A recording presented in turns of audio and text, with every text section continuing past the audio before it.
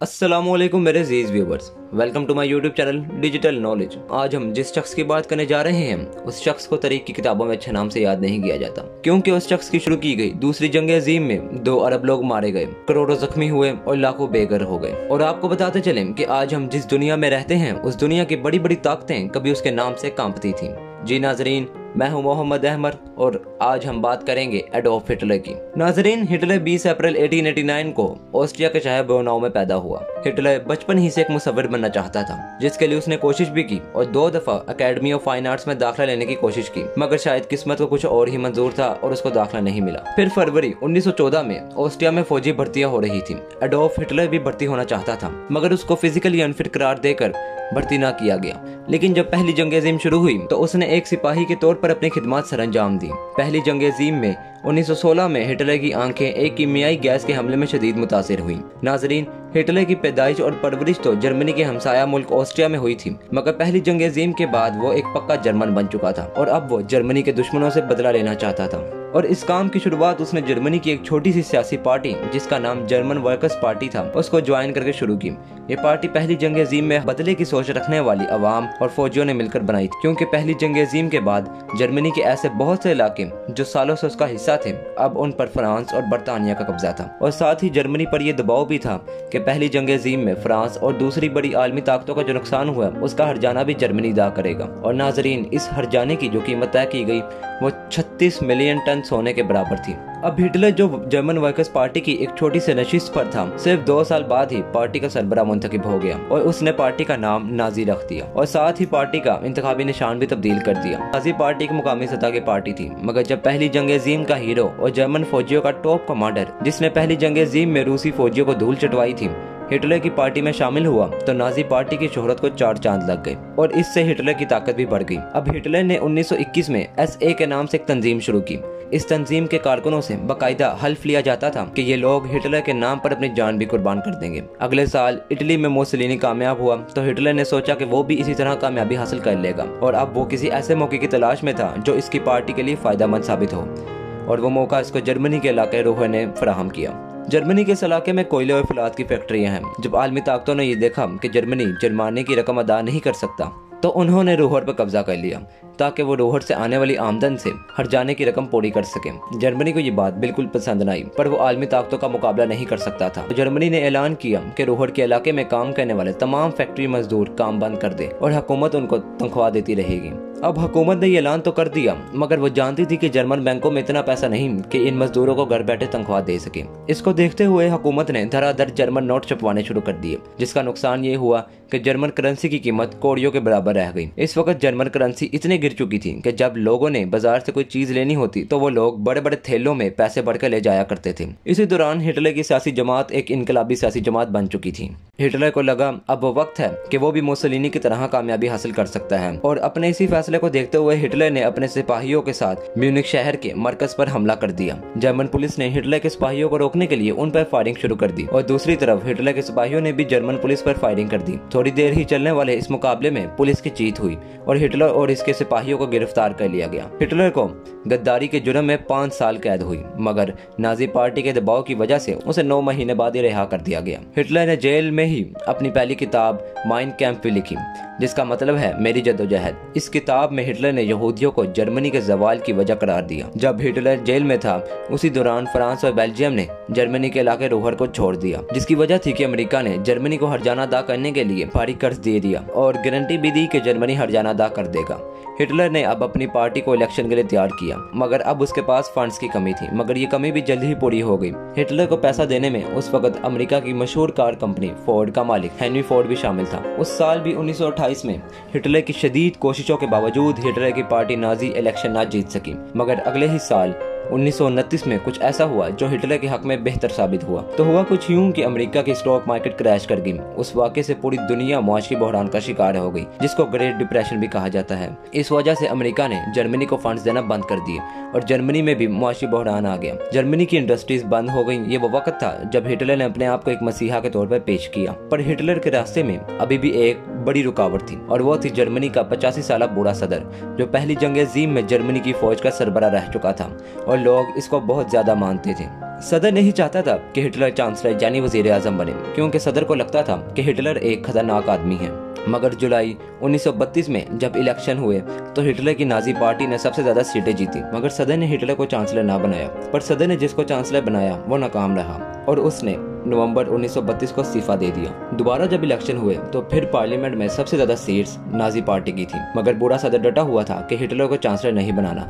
सदर को हिटलर से बस ये एतराज था कि अगर हिटलर हुकूमत में आ गया तो इसे डिक्टेटर बनने से कोई नहीं रोक सकता। और आखिरकार 30 जनवरी 1933 को हिटलर को जर्मनी का चांसलर और पिपिन को वाइस चांसलर बना दिया गया। और नाजरीन, आपको बताते चले कि हिटलर के चांसलर बनने से एक माह पहले एक 52 साल यहूदी साइंसदान हालात को देखते हुए जर्मनी से फरार हो गया। और नाजरीन, ये वो शख्स था जिसको बाद में इसराइल का सदर बनने की भी पेशकश की गई, मगर उसने मना कर दिया।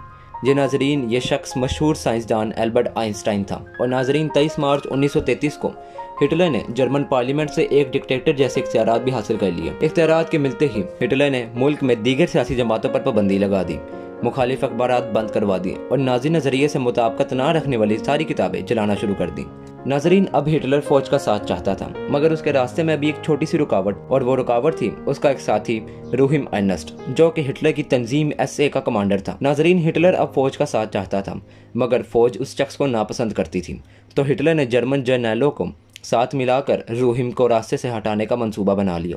और 30 जून 1934 की रात को हिटलर के जाती गार्ड्स, जिन्हें SSB कहा जाता था, उन्होंने रूहिम अर्नेस्ट समेत 400 ऐसे लोगों को जिन्हें फौज या हिटलर अपने लिए खतरा समझते थे कत्ल करवा दिया। इस कत्लेआम के बाद फौज और हिटलर के ताल्लुकात ठीक हो गए और इस वाक़े के 3 दिन बाद हिटलर ने वाइस चांसलर पिपिन को भी घर भेज दिया। 1934 में जर्मन सदर की मौत के बाद हिटलर जर्मनी का सदर भी बना और फौज का कमांडर एंड चीफ भी, और उसने चांसलर और सदर के अलग अलग ओहदे खत्म करके एक नया ओहदा बनाया जिसे लीडर का नाम दिया गया। पार्लियामेंट ने हिटलर को सारे इख्तियारात दे दिए। अब ना तो इलेक्शन की जरूरत थी और ना पार्लियामेंट की। अब तमाम अदालतें और तमाम अदारे नाजी पार्टी के कंट्रोल में थे। हुकूमत संभालने के बाद हिटलर ने तमाम सरकारी इदारों को हुक्म दिया कि वो इसकी किताब माइन कैंप लाजमी खरीदें। हुकूमत में आने के बाद हिटलर ने 5 अरब रुपए की जायदाद बनाई, मगर उसने सिर्फ अपने लिए पैसा नहीं बनाया। हिटलर ने अवाम पर भी दिल खोल कर पैसा लगाया और हिटलर की हुकूमत में जर्मनी में सिर्फ यहूदियों को छोड़कर कोई बेरोजगार नहीं रहा। इसके बाद हिटलर ने अक़वाम मुत्तहिदा से किए गए तमाम मुआहदे खत्म कर दिए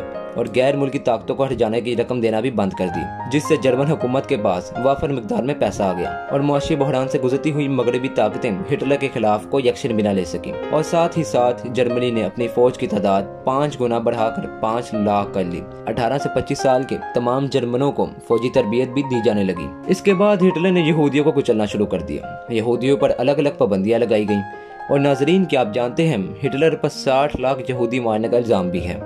नाजरीन, अब हिटलर चाहता था कि पहली जंग अजीम के वक्त जर्मनी से जो इलाके छीन लिए गए हैं उन पर दोबारा से जर्मनी का कब्जा हो, और अपने इस मकसद के हसूल के लिए उसने एक एक करके वो इलाके जो जर्मनी से छीन गए थे उनको वापस जर्मनी की सरहद का हिस्सा बना दिया। और नाजरीन, अब हिटलर की लालच बढ़ती जा रही थी।